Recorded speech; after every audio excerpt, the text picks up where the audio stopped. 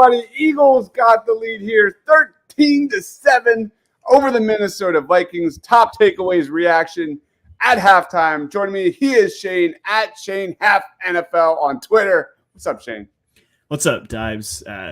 I feel better now than I did in the first quarter a little bit. The Eagles finally decided to run the football with somebody other than Jalen Hurts, and what do you know, that worked out pretty good.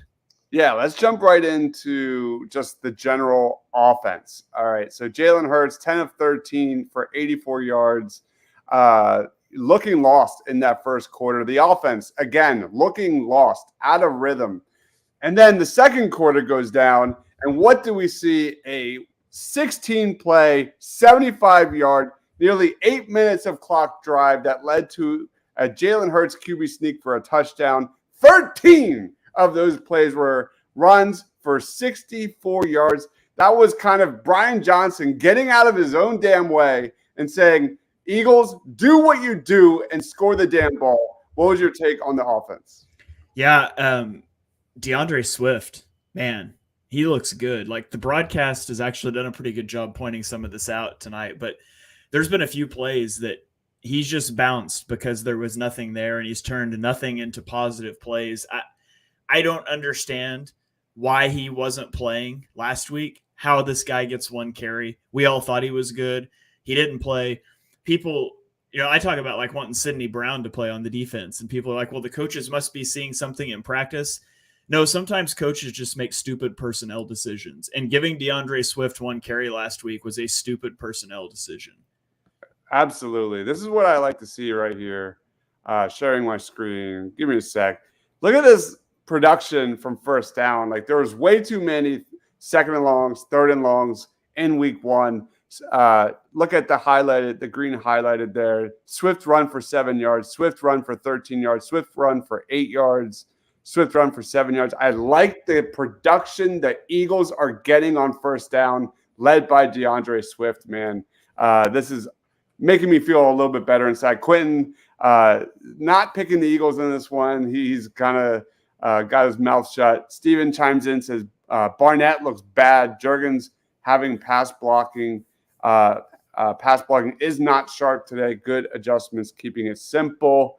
Yeah, let's jump right into Jalen Hurts. Again, he had that really ugly interception in this one, threw into traffic.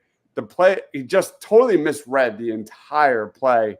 Jalen Hurts does have 9 carries for 30 yards. I'm sick and tired of the Eagles just running this guy into the ground. Like it seems like the Vikings know it's coming every single time. Thoughts on Jalen Hurts? Still hasn't looked great. Overall, doesn't seem settled in, comfortable. That interception, I think that's just another example of him. We talked about it last week. I talked about it on film reviews, predetermining where he's going with the ball. He knew he was throwing that dig route before they snapped the ball because there were 2 Vikings there that had a better shot to catch that than Devonta Smith. Like, it was never there. Now, it's third and long, and so it kind of mitigates the damage. It's a 20-yard interception instead of a 35, 40-yard punt. So I'm semi-okay with you trying to squeeze it in there. You're not in field goal range, third and long, whatever. But it was a bad throw. Like, if you're going to just throw one up, throw it up to A.J. Brown on the streak. At least he was one-on-one. This comment here from Facebook, from Fred, why can't Hurts throw right now? I don't like using the QB draw as an example of that. That's the perfect play call there with 7 seconds.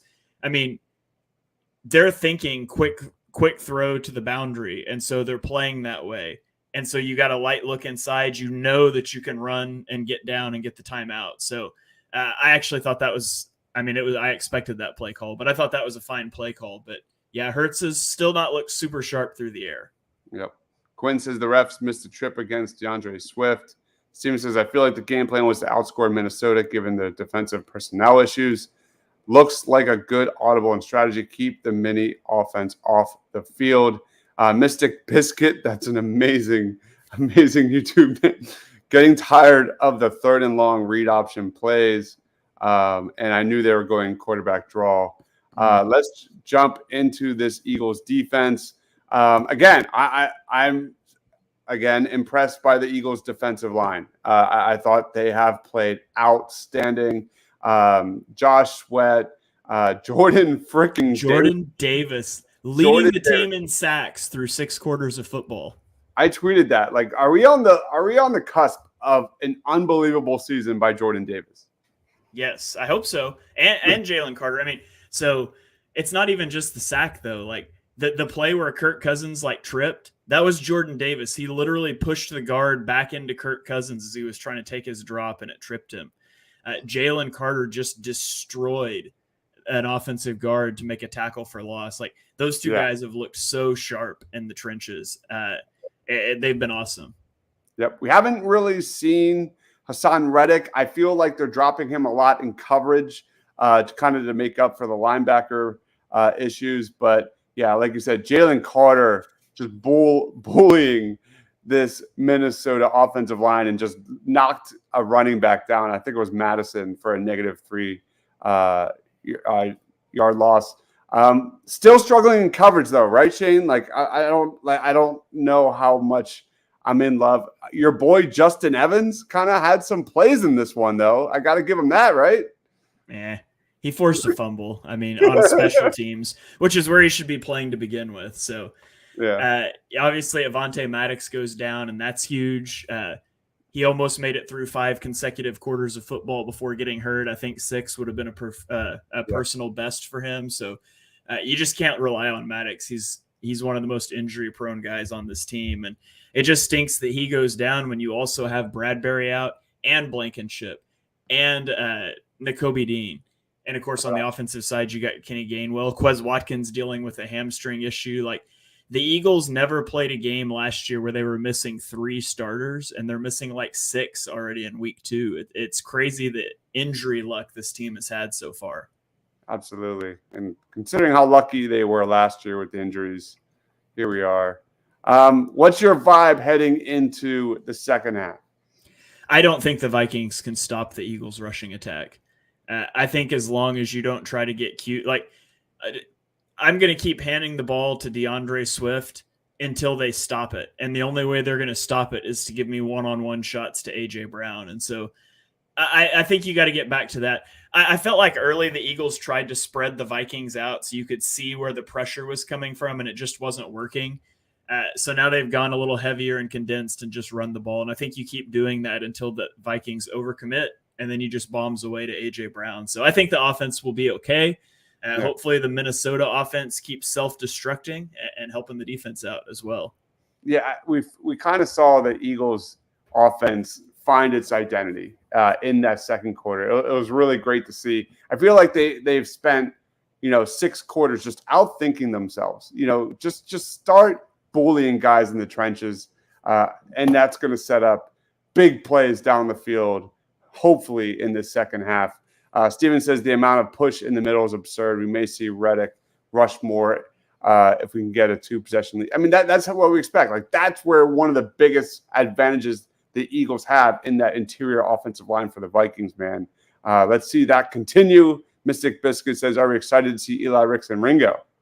Shane? No, because that means James Bradbury and Avonte Maddox are out. I want to see them in the preseason or when games are closed, when they're over. 4th quarter up by 30. I don't want to see them in a 1-score game. Yep. I'm not even going to read that. That's hilarious. You put it on the screen. That's bad enough. Well, I guess we should bring this up just a little bit. Let's look at Justin Jefferson. He has 5 catches for 57 yards. He has a long of 30 on 5 targets. So 5 catches, 5 targets. Hasn't really done that much damage in general. What are your thoughts on the Eagles limiting Justin Jefferson? Yeah, I mean, are they? Scroll up? What's Kirk Cousins' completion percentage? I feel Pretty like good. when the Vikings have thrown the ball, it's been fine. Like Kirk hasn't thrown a pick. He's only been sacked once, but it's been the fumbles. They got 2 fumbles on offense, 1 on special teams. Has really messed with their offensive rhythm. Yeah, I'm still a little. I mean, Jefferson's a good player, and he's going to get the better of Slay at some point. He did it on the first play. He'll do it again. Very fortunate. It was Jefferson that fumbled it out of the end zone, right? Yeah. Which, by the way, stupidest rule in all of sports. That should not be a touchback. I've said that for years. I think they should change it now Like, don't retroactively change it. But right now, I'm good with you changing it.